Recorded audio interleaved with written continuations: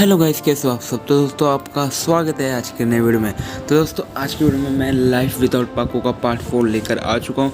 और दोस्तों प्लीज़ यार, मैं आपसे रिक्वेस्ट करता हूँ यार, मैं ये वीडियो वैसे कल आने वाला था, लेकिन मेरे भाई का कल बर्थडे है। तो यार प्लीज़ उसको यार कमेंट में हैप्पी बर्थडे ज़रूर लिखना। उसको बहुत अच्छा लगेगा अगर आपने ऐसा कमेंट किया तो। सो प्लीज़ दोस्तों आप ज़रूर उसको ये कमेंट करना, ठीक है। तो दोस्तों अब बात करते हैं आगे। तो दोस्तों आज की वीडियो में मैं आपको बताऊंगा कि क्या पाको बच पाती है कि नहीं। और दोस्तों बहुत लोगों ने बोला कि हाँ बच जाएगी, उसको परमानेंट बचा लेगा। तो हाँ दोस्तों ये अच्छा था और मैंने इस पर सोचा भी, लेकिन ये हमारी स्टोरी का एकदम ख़राब कर सकता था। जो मैंने स्टोरी का टाइटल रखा है वो उस पर बैठ नहीं रहा था। तो प्लीज़ मैंने इसको नहीं लिया, मेरी कुछ और ही है सोच। तो उसको आप ज़रूर सुनना। और दोस्तों अगर वीडियो अच्छी लगी तो यार लाइक करना, कमेंट करना और चैनल को सब्सक्राइब कर लेना, ताकि आपको हमारी वीडियोस की नोटिफिकेशन मिलती रहे। तो दोस्तों हम वीडियो की शुरुआत में देखते हैं हमारी पाको लोगों को बचाने के चक्कर में खुद ही उस बिल्डिंग के नीचे आ जाती है। और यहाँ पर उस बिल्डिंग में आग बहुत ज़्यादा फैली हुई होती है, तो उसको पाको की मदद के लिए वहाँ पर कोई भी नहीं जा सकता था। तो यहाँ पर ये सब हमारे बर्डमैन देख रहे होते हैं। और यहाँ पर दूसरी तरफ जो हमारा परमैन यानी मिस्सू है, वो ऐसे ही 2-3 दिन गुजर जाते हैं। और आखिरकार 3 से 4 दिन बाद हमारा मिस्सू ड्यूटी पर वापस लौटने के लिए तैयार था और उसकी तबीयत अब फाइन थी। तो यहाँ पर हम देखते हैं कि हमारा मिस्सू अपने रोबोट से बात करता है और वो बातें कर रहा होता है कि यहाँ पर कोई भी मेरी देखभाल के लिए नहीं था और यहाँ पर पाको ही आई थी सिर्फ मेरे लिए। और मैंने जो सोचा था मिस्सू के बारे में वो ऐसे बिल्कुल भी नहीं है। तुम सही कह रहे थे रोबोट, मैं बहुत गलत था। तो उसका रोबोट बोलता है कि मिस्सू अब तो तुम समझ गए ना कि पाको तुमसे कितना प्यार करती है। तो मिस्सू बोलता है हाँ मैं समझ गया हूँ और मेरे दिल में भी उसके लिए फीलिंग्स है। मैं पहले उसको इग्नोर करता था, लेकिन अब मैं अपने आप ही जान रहा हूँ कि मेरे दिल में भी उसके लिए फीलिंग्स हैं। तो यहाँ पर उसका रोबोट बहुत खुश होता है और वो बोलता है कि अब तो तुम्हारी तबीयत भी ठीक है, तो तुम आज जाओगे ना ड्यूटी पर। तो वो बोलता है हाँ मैं ज़रूर जाऊँगा और मैं पाको को थैंक यू भी बोलूँगा और उससे अपने दिल की बात भी कहूँगा, क्योंकि वो भी मुझसे अगर प्यार करती है तो वो भी हाँ ही करेगी। और मैं बहुत खुश हूँ क्योंकि यहाँ पर जो पाको है वो मेरी बहुत अच्छी दोस्त है। और उसका रोबोट बोलता है देखो मैं कहता था ना कि जो लोग जितना ज़्यादा लड़ते हैं वो उतना ही प्यार करते हैं, लेकिन तुम कभी मानते ही नहीं थे। तो उसका मिस्सू का मुँह लाल हो जाता है और वो बोलता है हाँ रोबोट तुम ठीक कहते थे। तो यहाँ पर हमारा मिस्सू आखिरकार अपनी पोशाक पहन लेता है और अपने घर से बाहर निकल जाता है। फिर वो उड़ रहा होता है और इंतज़ार करता है कि वहाँ पर पाको आए, लेकिन वहाँ पर बहुत समय तक पाको नहीं आती है। और यहाँ पर दूसरी तरफ बूबी और पायान वहाँ पर आते हैं और जो हमारा परमैन है वो बहुत ही ज़्यादा एक्साइटेड था पाको से मिलने के लिए। और यहाँ पर जो हमारा पायान है वो पूछता है परमैन से कि परमैन तुम्हें क्या हुआ, तुम इधर उधर क्या देख रहे हो, चलो ड्यूटी करते हैं। तो यहाँ पर जो हमारा परमैन है वो उससे बोलता है कि हाँ चलो चलते हैं।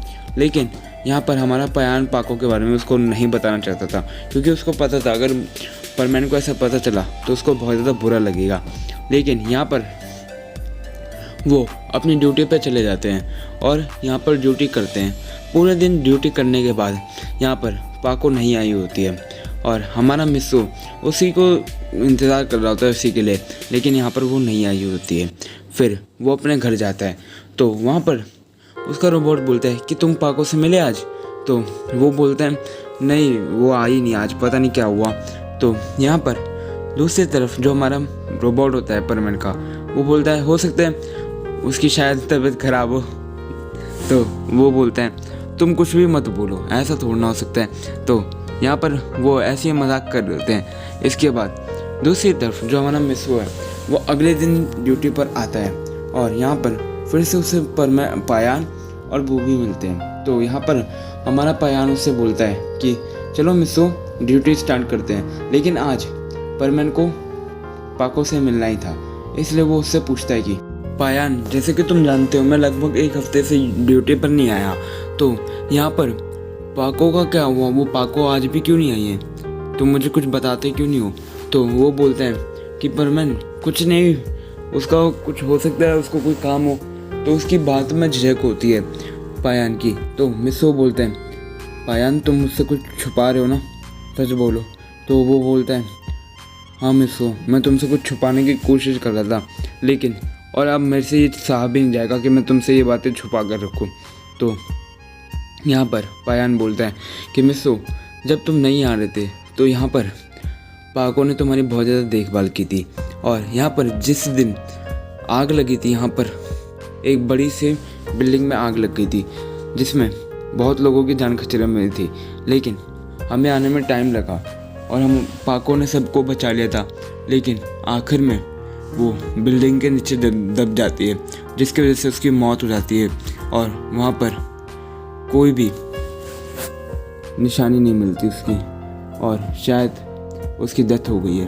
तो वो बोलते हैं कि नहीं, ऐसा नहीं हो सकता। तो यहाँ पर पायान बोलते हैं कि यही सच है मिसो।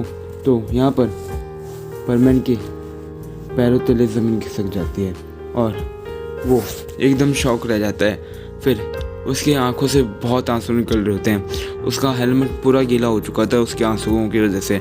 और यहाँ पर हमारा पायान इसलिए मिसो को ये सारी बातें नहीं बताना चाहता था, और मिसो वहाँ से उड़कर चला जाता है और पायान उसका पीछा करता है, पायान और बुबुई, लेकिन मिसो कहाँ गया उनको नहीं पता चलता और मिसो बहुत दूर चला जाता है। फिर वो एक जगह पर आता है और बैठते हैं और अपना मास्क उतार कर रोने लग जाता है और कहते हैं कि ये सिर्फ मेरी गलती है।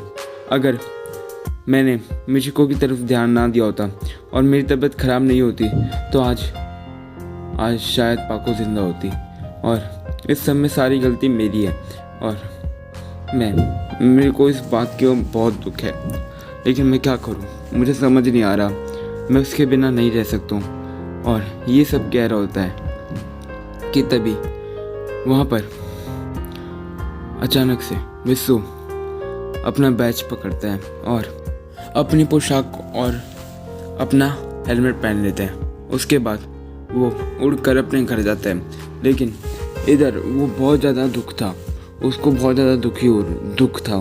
और यहाँ पर जैसे ही वो अपने रूम के अंदर एंटर करता है तो उसका रोबोट उसको देखकर हैरान हो जाता है, उसकी हालत बहुत ज़्यादा ख़राब थी।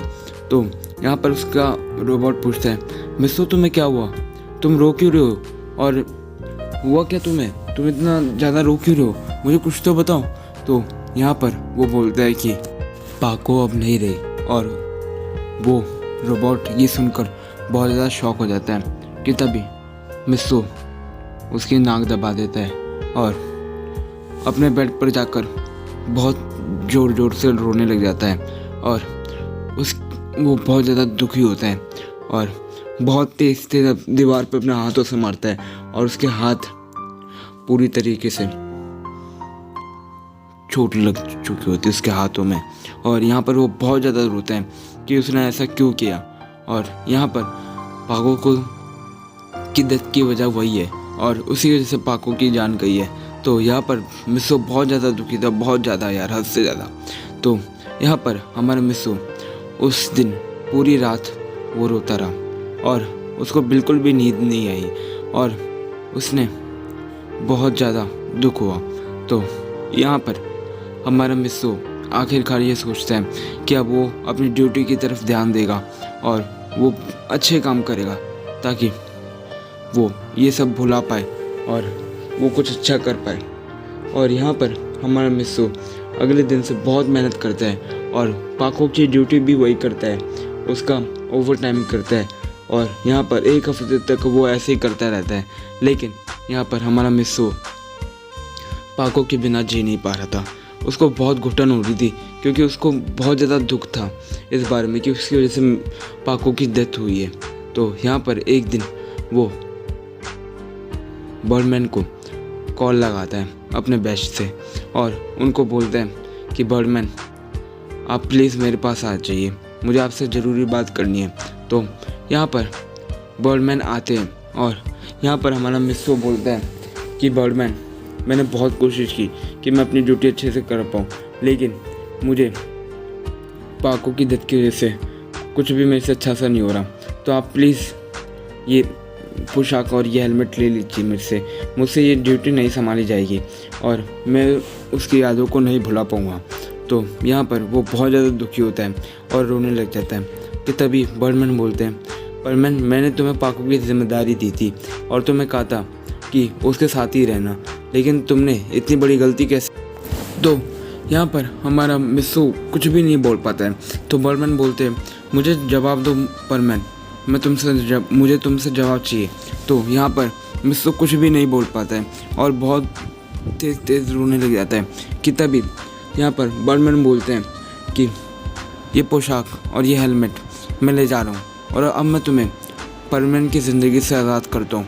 और वो ये कहकर वहाँ से चले जाते हैं और यहाँ पर हमारा मिस्सो बहुत ज़्यादा रोता है। लेकिन तभी उसकी पीठ के पीछे से उसकी कंधे पे कोई हाथ रखता है और उसकी तरफ देखता है मिस्सो और देख के ही हैरान हो जाता है और उसको गले लगाकर रोने लग जाता है। तो दोस्तों वो और कोई नहीं, हमारी पाको ही थी।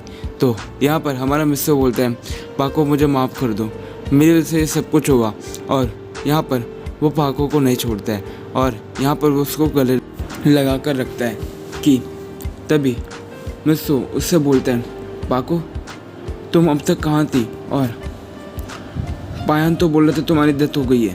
तो वो बोलता है, हाँ मैं बिल्डिंग के नीचे डेथ तो गई थी, लेकिन यहाँ पर थोड़े समय बाद ही बर्डमैन वहाँ पर आए और उन्होंने मेरे को ले गए और उन्होंने मेरे को बर्ड प्लैनेट पे लाया और मुझे हॉस्पिटल में भर्ती कर दिया, जिसकी वजह से मुझे टाइम हुआ रिकवर होने में और मैं 1 हफ्ते से बर्ड प्लैनेट पे ही थी। तो यहाँ पर हमारा मिस्सो बोलता है कि क्या बर्डमैन ने तुम्हारी जान बचाई? तो वो बोलते हैं, हाँ बर्डमैन ने मेरी जान बचाई। तो मिस्सो यहाँ पर वापस से बर्डमैन को बेंच पे कॉल लगाते हैं और उन्हें बोलते हैं, बर्डमैन आपका थैंक यू, आपका थैंक यू बर्डमैन। तो यहाँ पर बर्डमैन उसको बोलते हैं, कोई बात नहीं मिस्सो, लेकिन अब तुम पाको का ध्यान रखना।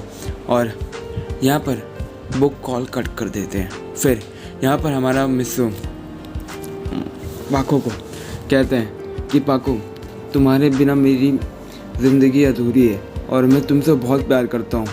और यहाँ पर पाको भी कहती है, हाँ मिस्सो मैं भी तुमसे बहुत ज़्यादा प्यार करती हूँ।